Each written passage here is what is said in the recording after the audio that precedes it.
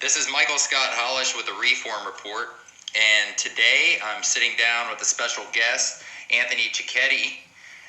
He is a former street guy, and for those of you who don't know, he is the son of Anthony Gaspipe Casso, the former boss of the Lucchese crime family, post Tony Ducks Corallo, same time period as Vic Amuso. So we have Anthony here. How's it going, buddy? Good, buddy. How you doing? Hanging in there.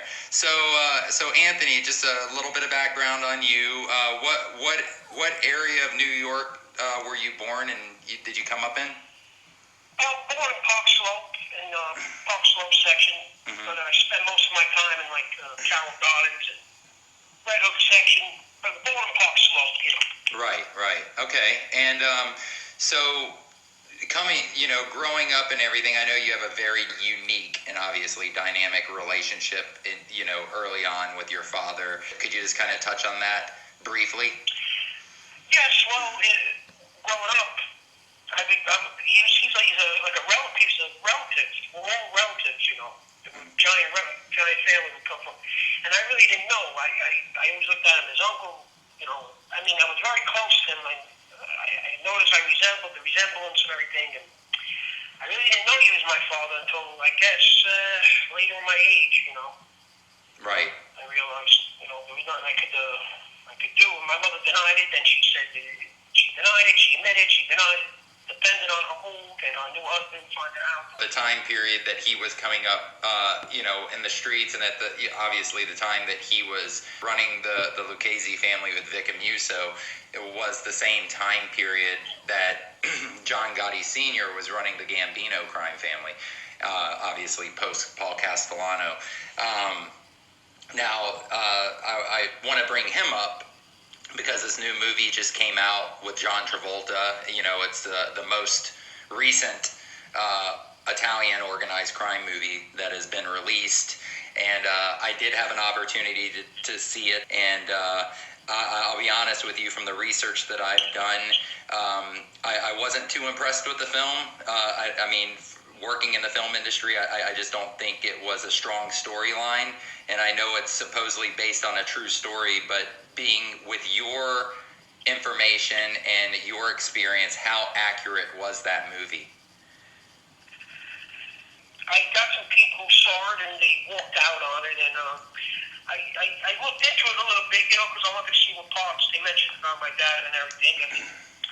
The way they portrayed him, I don't want to. He was a good person. That's all I could say. He really wasn't a psychopath. He called him a psycho in the movie and stuff.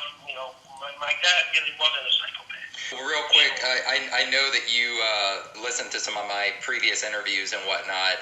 My last interview was with Billy Catullo Jr., and he was telling me that his father William Catullo and Gaspipe were good friends, and they went back quite a ways. And he said the same thing. He said Gaspipe was a really a good guy. If you were if he liked you, he would do anything.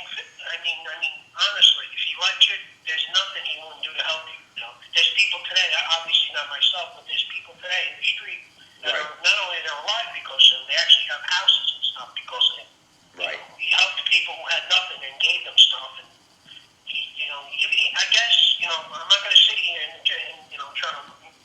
He definitely he was a serious individual. There's nothing. But I'm not going to. Was he a psycho? I guess he could go into a psycho. Right. The guy in the movie, from what I heard of the guy in the movie, I sent a girl in that they watched it. I sent a couple people in. She went in with us.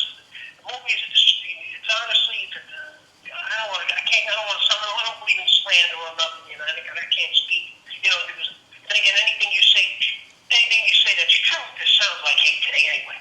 John Gotti, we never know him to be a killer or nothing.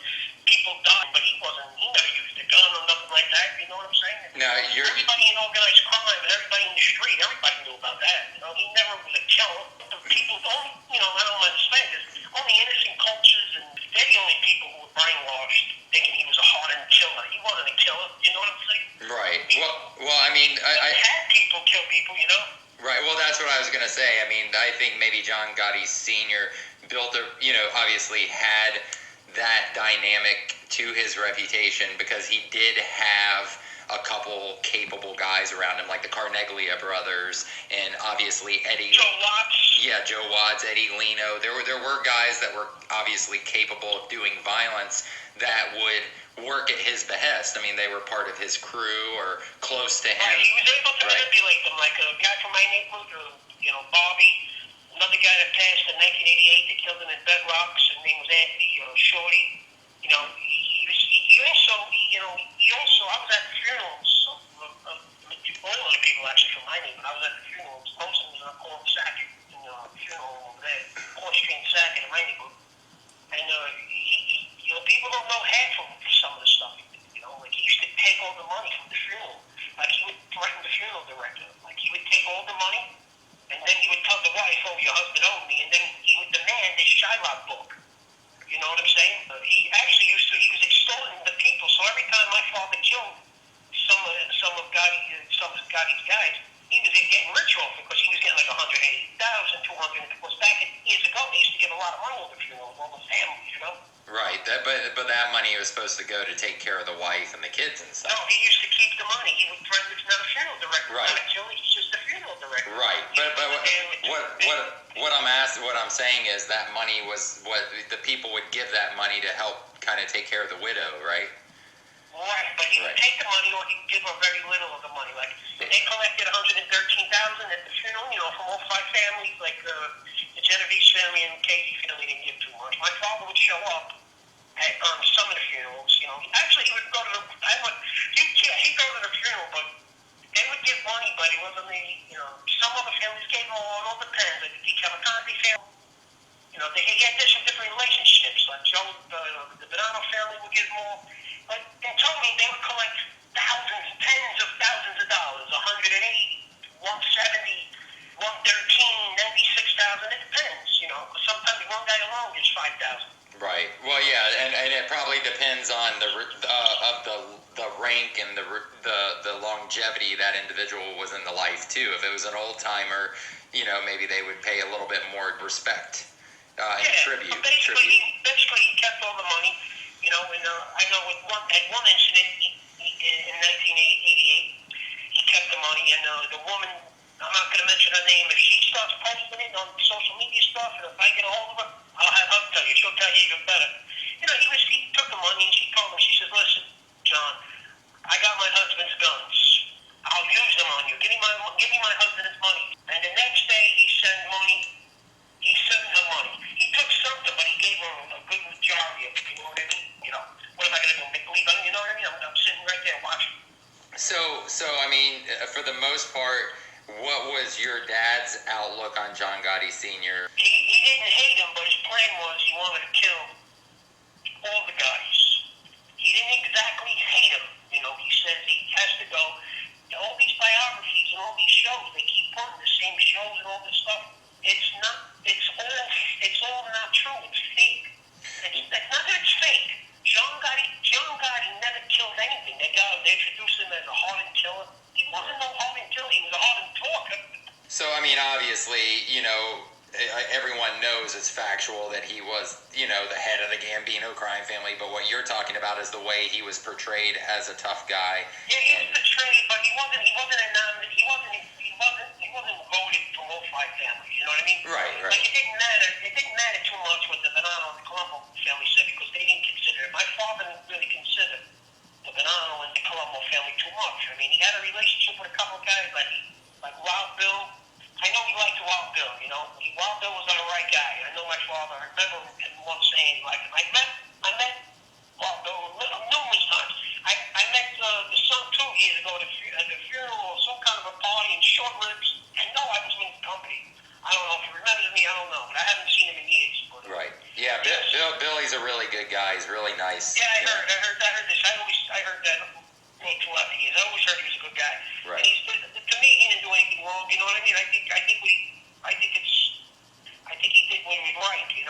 Right. Well, yeah, and again, the one thing he pointed out, that's the other thing I wanted to get into, around this Gotti film, the family obviously basically signed some kind of agreement with A&E, and they're doing they were doing a few 2 or 3 documentary projects. They did put one out, and then they were supposed to do a second documentary called The Witsec Mafia. I heard that. See, my case is obviously a little different. I'm not an informant, and I don't have 302 forms, and I never cooperated against anybody. I'm usually the one they tell on. Right. But this situation is a different type of situation with John Lee's doing. He's not about that life. You know what I mean? See, that's the difference. You say, I'm going to use William Walter's son as an example. He left and that was it. The guy don't hate the world. You know what I mean? This John Gotti Jr. It's horrible what he does. And then he wants to blame the government. He calls the government rats. Everybody's a rat. They call him Elliot Ness because he likes to want to be Elliot Ness. Because originally, the reason why they called him Elliot Ness was Elliot Ness was, you know what he did. And he basically, you got some bar owners who didn't like John Gotti Jr. that are all in Queens. He did some slimy stuff to them. He reported all kinds of stuff. Some of them openly, like he just called them out. Look what he did with me, real quick.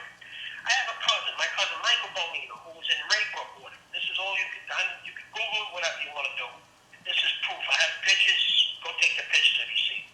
Anyway, John Gotti Jr. and them, they would send me letters. John Gotti Jr. would send a letter to another guy, and then, then the guy would say, John Gotti said, if you need anything, let him know.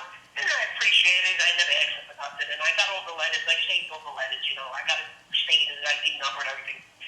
So they kept sending me letters, and make a long story short, they get out of jail. My cousin Michael gets out. He goes back in for 20 years. He'll be out in 2024. And come 2013, I'm in Jersey. I'm coming to Brooklyn. I'm paying the toll actually, and my phone rings. I pull and I started talking, and I said, John Gotti Jr. just got stabbed. Somebody told me. Somebody saw it on television, but another person heard it because they live in the neighborhood where he lives. Right. And I know both of the guys, so they're giving me a heads up. And I was like, now me being the man that I am and who I am, and I said, I know John Gotti Jr. don't have anybody around. So anyway, when I heard he got stabbed, I took an obligation. I said, here's the guy that offered me if I need money, if I need this, which actually my uncle, I have my cousin Michael's father who did die, which is my uncle, and he sent money. They paid for food for 48 people. He sent money twice, and then again he gave my cousin Michael money when they got out. So when I heard he got stabbed, I said, I felt an obligation. I said, you know what? I don't have a lot of money or anything, but if I could help the situation. So we didn't go there and say, I had me, a domestic violence officer, and 4 other guys. A domestic violence officer, we didn't go there to hurt anyone. Right. We went there to ask if he's okay. So now he goes, he doesn't tell the police anything at this point. He basically goes right to the feds, and he tells them he's not involved with mafia, and he don't know what these people are talking about, and they said if they give me, they'll take care of my problem. I don't know what they're talking about. He basically told on us for trying to help him. So all I did was be volunteer. I had a domestic violence officer with me. I know her for 21 years. She got moved now. She's at another station, but I know her for years. It had nothing to do with her being a cop. Right. It just goes to show you, has the man telling? He don't even know who he's telling on. He don't know nothing. All he knows is rat on these people. I didn't go there to do anything but to try to help him. You understand what I mean? Right. I didn't get it. I don't understand the logic of it. I don't understand it. As a man being a man, I demand to speak with him. He don't want to speak with me. He makes believe he don't know what it is. If you mention it to him, he don't know. First he says he'll change the story around, or he'll say he don't know what you're talking about. What did you say? The reason how we found out was I was in Marine Park in Brooklyn, and we basically got approached by a group of people, and they identified themselves as agents. Somebody left their card to somebody. They showed them credentials, but they were speaking openly. They says, that's not the kind of person you want to have. We ain't gonna lock nobody up for attempting to see if someone is okay. That's what the agent said. But the FBI had no reason to make that up. Right. Not make it up. There's no way they could have known other than him telling you. You understand? We can't lock someone up to see if someone's okay. I mean, he has a lawyer. He knows the law a little bit. He knows damn well that's not the way things are done. You can't lock somebody up for trying to help someone. They're okay. Because basically that's all it was. Somebody asked him, "Can we help you?" We didn't go there and say, "Hey, you want